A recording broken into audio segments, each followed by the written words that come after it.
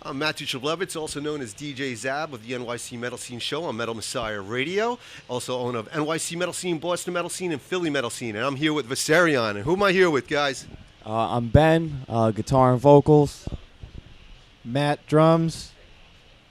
Chris, guitars. This is Tasso from bass. So there we go. All right, we're here in Duffs in Brooklyn for the release, the big release of the split CD with Viserion and Teloch Vovin. So how did it go recording the CD? It was good. So we had a couple of these songs ready to go last year, and then we had Chris over here who wrote Fathers. Right. Yeah, I love that song. He had that track ready to go from the pandemic, and we just really worked on it, recorded it, and got it together.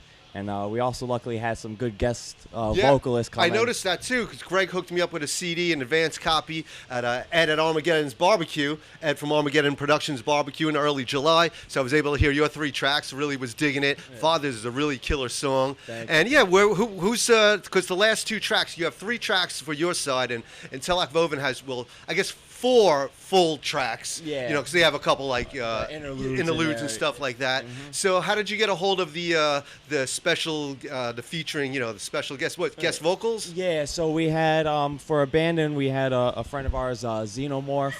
That's his artist name. Right. He's also a black metal musician, releases great stuff. So we were excited to get him on there. And then Janan is a vocalist for the band Protagony, which Tasso is in. And, she fucking crushed it. So we were excited to have it was her really on good, that. man. Yeah.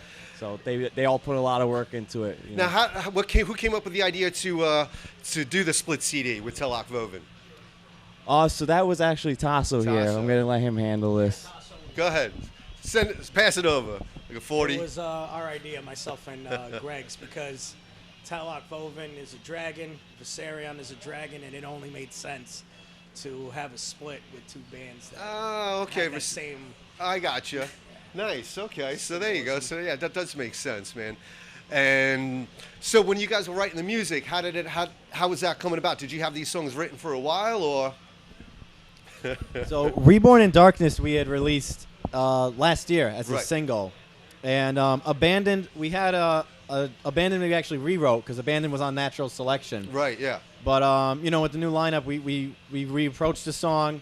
And we made it more of we changed the lyrical theme too. It's about it has a World War I element to it. Oh, okay. That it didn't have previously, and then Fathers like Chris had wrote, and we just thought that those were the 3 of the strongest songs we had. Yeah. So To really showcase on the EP. Go ahead. Yeah. With Fathers, we had written that. Yeah. Before Viserion. Yeah. Right. Before Viserion.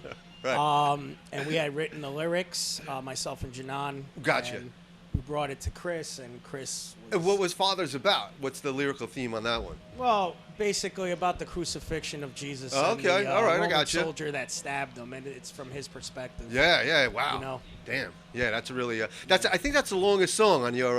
It is. On the It's about 7, a little under 8 minutes and stuff like that. In fact, I played it Tuesday night, as a matter of fact. So that's going to be cool, and we'll replay this interview as well on the NYC Metal Scene show. So. When you guys are writing the music, who's coming up with the ideas? Like, how does the whole process start? Well, with Fathers in particular, I wrote that during the pandemic. Right. Okay. I kind of wanted like a Father North, a Mother North type of feel for Terracon. Kind of that vibe to it. Yeah. I brought it to Tasso. Tasso was like, "This is amazing." He started putting lyrics together with Janan because I was actually in Protagony for some time. Right. But then decided to bring it to Viserion and put both bands together to do this. So that's how Fathers came about. Nice. Okay. There you go, man. That's awesome. And so, how long you guys been together? Like So now with this lineup, it's been over a year now, about a year and a couple months. We started in 2019 with a different lineup, and then we got together with this lineup last year, and it's been really good. So we like the split showcases our almost new approach of writing and stuff. Now you think you'll do some when you come out with a full length? You think you'll have some of these songs on there Like Fathers again, or? We're probably not. We might do maybe like an EP in between. Right, I got and you. put some stuff. Right now we have a good amount of stuff that we're working on. Yeah, so it's tough, man. Yeah, we might have more material than we need. So, do you find it's easier, like coming out with an EP, like more often, like 3 or 4 songs, or waiting to do a whole CD? You know, like 9 songs or 10 songs. Sometimes it might be better to come out with 3 songs or something like that.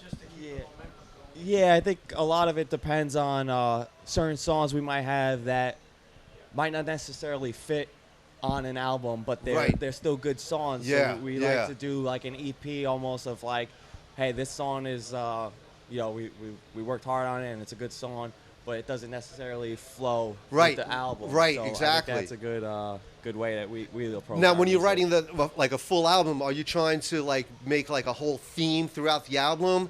Because maybe that's why sometimes it's even better to come out with like an EP, 2 or 3 songs or something like that. Is that something you would think about doing or have done, or? Yeah, I mean, we like to have a general theme. Right, yeah. But we don't like box ourselves in either. Yeah, exactly. So, because sometimes, you come up with an idea and you're like, oh, that's great, and then it loses steam. Right, and then you find yourself like, well, now you're forcing lyrics or you're forcing Right, yeah, things. exactly. Like Natural Selection was, originally we didn't even really have a theme for it in mind. It kind of just organically came about. Right, that we had this whole theme of decay. Right, yeah. So, but like we also, me and Ben at least, we're nerdy people. Okay. So, we love Game of Thrones. Well, Reborn in Darkness is about a character from the video game Destiny 2. Oh, okay. So, all right. Destiny 1 actually. Well, but Game of anyway, Thrones was an amazing show, and the House of the Dragons. Exactly. We love pretty that. freaking good But, as well. So we try to have a theme a little bit because you also don't want just random songs that have nothing to do with each other. Right. Yeah. So yeah, it's about finding a balance. Finding a balance. I hear you, man. And you think you'll be able to do that with the next EP? Now, with this EP, so these songs are a little bit different. Each lyrical theme is different from each other. So it's probably better on it like an EP. Exactly. I find that difficult as well, like trying to.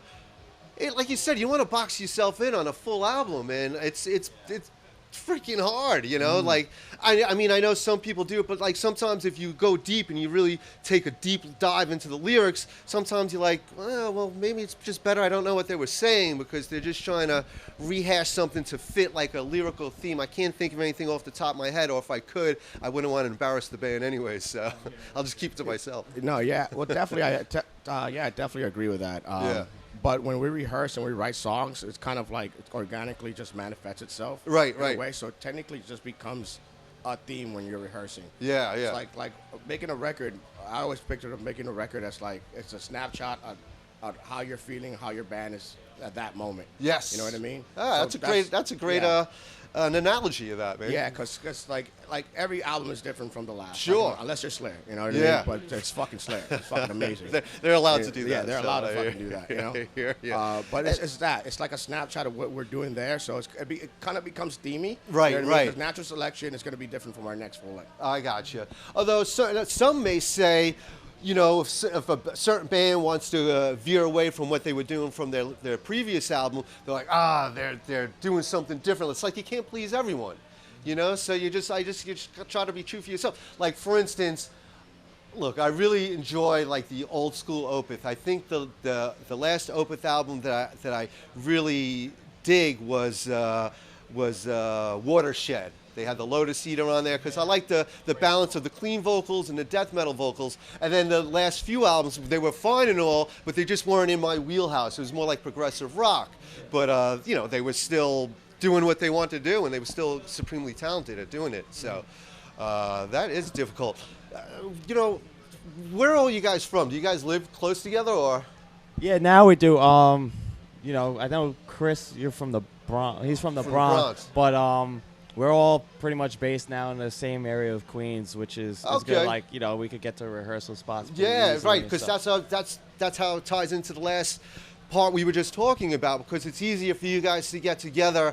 It's tough, like, for instance, all right. So I was singing with the band Dracaris. You know, we're still putting out some music, but our guitarist moved to the West Coast. It's hard to, you know, we're just going to put out 2 or 3 songs and just play them on the radio and stuff like that. I miss playing out, but I mean, so would you guys get together? How often do you think? Maybe a couple times a month, or? Oh, we do at least once a week. Once a week. And then, I mean, I live with Matt. Oh. And so, you know, that's awesome. And then, like, yeah. you know, I know, like, Chris and Tasso. We're in Queens, so we could stalk you. Me and Matt are Astoria. Astoria, yeah, it's a great area. Yeah, you need roommates there. It's expensive. Yeah. Oh, you guys are all in Astoria. Yeah, Oh, excellent. Now, do you rent out a space, or well, obviously you rent a space. Do you have a monthly rental? Yep. Yeah. And Oh, I'm yeah? gonna pass this down to this gentleman here. Yeah, that's 25 studios. It's kind of like a creative space for a lot of metal-based. I got you. Art. Yeah, We like a have creative space. Gotcha. Our boy Paco, who's a Yeah. photographer, videographer. We have Gil, who did Right. production for Fathers Oh, okay. on this record. We partnered up with them. Right. Yeah. And we just have a creative space. His band is out there. Final Siege is out there. Yeah. Agony rehearses out there. They're actually in the Oh, process shit, of recording okay. an album themselves, Nice. which is going to be a very good album. And I've heard some of it is going to be great. But yeah, it's kind of like everybody within our scene, or Yeah. at least our immediate friend groups, Right. we all are supporting each other with like 25 studios. That's Nice, man. So at least the cost isn't astronomical, maybe. No, it's not. Surprisingly. Nice. Obviously, you bring in your own equipment and you can leave Yeah. it there. Do you share maybe equipment with some other bands We do. sometimes to help out? You know, like that's pretty cool. Yeah. Yeah. Nice. Oh, that's fucking awesome. That's So really yeah, cool. yeah. So it's kind of like one of those spaces that it's just like we so lucked out because Yeah. our other producer David Melendez had the studio before. Right. That's where they recorded Natural Selection. Natural selections, And right. so yeah, that was David's studio first, and he was like, "Hey, we kind of convinced him. Yeah, hey, yeah, like, yeah. Hey, convince your landlord to let us take the space for the same price." That's and awesome. He actually agreed and was like, so we got 4 bands together, and we're all Is there it like now. an industrial area or It's a, very industrial, right? it's Yeah. out. Yeah, it's out at LIC. You know, it's crazy, man, because I'm probably a little bit older than you guys. In the 90s, like New York City really started, you know, people that are older than me be like, we still had cool spaces and stuff. But towards the 90s, like Greenpoint and Williamsburg, they started, and I live in Jersey City, where I live, me and my fiance, we purchased the place in 2007. Now it's just like, it'd be tough to move into there now and stuff like that. So, I mean, I'm not sure, like, I can't speak about the 80s, the 70s, or even the 90s. I was still, like, you know, I was a late teenager in the 90s and stuff like that. I know, don't be laughing, people that know. I was still technically a teenager in the 90s, I was. But, you know, the 20s, I was in my 20s, and you could see, like, there were more, like, spaces for music, and then like industrial areas were opening up, and I think that's really cool that you guys are able to be a part of that right now. Yeah, definitely. The city's always changing. Yeah. I mean, even in just the For better or last for 5 or worse. 10 years, Yeah, right. you see a difference. But no, the studio, the best part about the studio is that since, you know, as well, I'm not an owner, but as him who's one of the part owners of it, Yeah. the most convenient thing is we're not set to a time limit. Right. You know, most studios you rent for 2 right. hours. If you're not, you're in the Yeah. middle of a brainstorm or something sometimes like. we you're go fucked. there, we'll book, or well put in the calendar 8 to 11. 8 to We'll 11. be there till 1 in the morning. 1 in the sometimes. morning. Yeah, that's Like, pretty just writing cool, stuff. too. So And that's that kinda- level of freedom helps a lot. Yeah, and it's nice. You guys are all friends. It seems like you all get Oh, yeah, along. definitely, yeah. So that's really nice too. There's no tension, so it can almost be like a hang. You know, Mm-hmm. I mean, because sometimes like practicing every week, since you guys all live close to each other, it's not a hassle. Like you're not driving an hour and a half or something like that. You know, Exactly. so it's. You guys have it nice, man. I envy you. You guys could probably go. I mean, you know, who knows what happens, how something takes off and what doesn't take off. But at the very least, man, you guys have a nice foundation of friendship and proximity to each other and an excellent place to play. So that's really cool, man. Definitely helps out the creative. It definitely helps out Yeah. the creative process a little bit. You know what Right, I mean? right, You right. don't have to worry about like, oh, I got to take a 2-hour ride to the studio space. No, I hear you, man. It's very convenient, and it's less stressful, Absolutely. You know, because, for instance, I'll use myself example again. Richard Karras, our drummer, he's also the sound engineer. He had this, you know, was from Upper Westchester or Putnam County, and now he lives up near Beacon.